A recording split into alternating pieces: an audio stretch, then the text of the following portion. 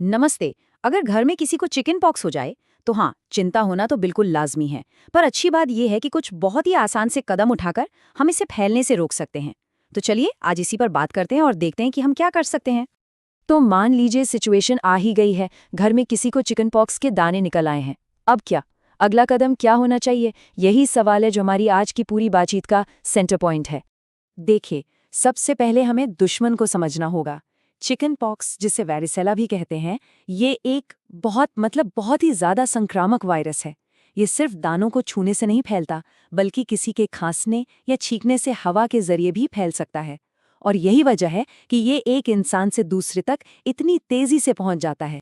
तो जब वायरस इतना चालाक और संक्रामक है, तो हमारा सबसे पहला और सबसे जरूरी कदम क्या होगा?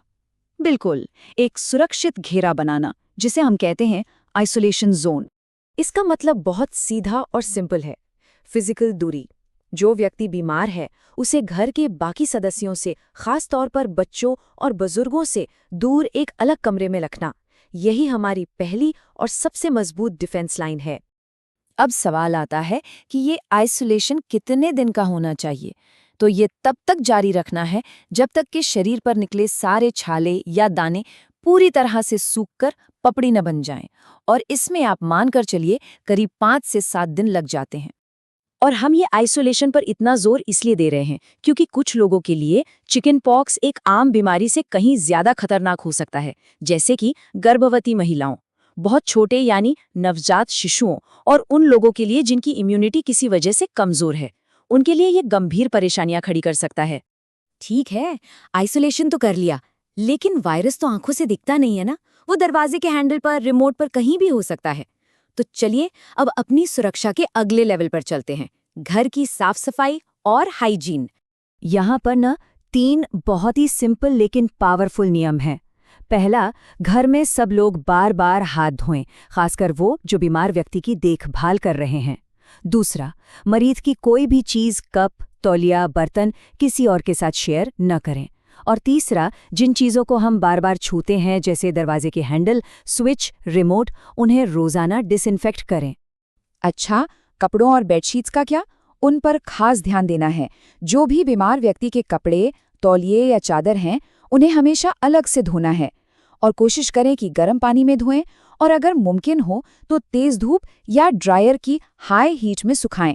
इससे वायरस का काम तमाम हो जाता है। चलिए अब 2 अलग अलग सिचुएशन को समझते हैं।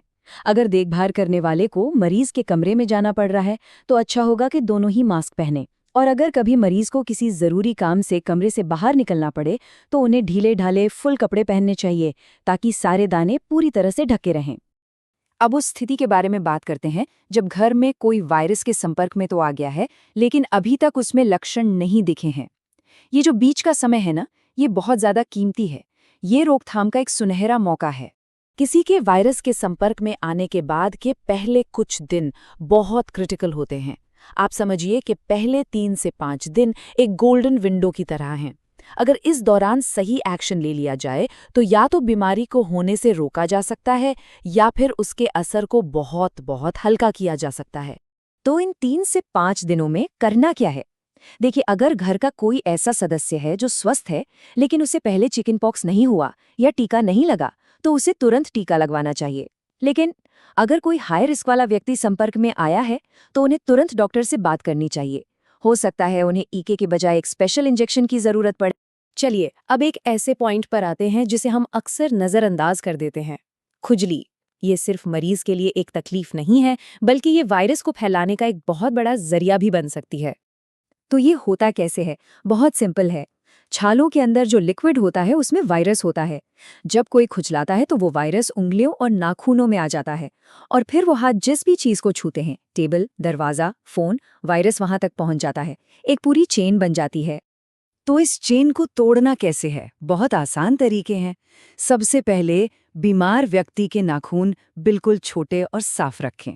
और अगर घर में छोटे बच्चे हैं जिन्हें चिकन पॉक्स हुआ है, तो रात को सोते समय उनके हाथों में सूती दस्ताने या मोजे पहना देना एक बहुत ही स्मार्ट तरीका है। इससे वो नींद में खुद को खुजला नहीं पाएंगे। तो हमने देखा कि आइसोलेशन, साफ सफाई, सही समय पर डॉक्टर की सलाह और खुजली को रोकना, ये सब मिलकर एक मजबूत सुरक्षा कवच बनाते हैं। देखिए, किसी भी घर का सबसे अच्छा बचाव उसकी तैयारी में ही होता है। तो सवाल बस इतना है कि क्या हम तैयार हैं?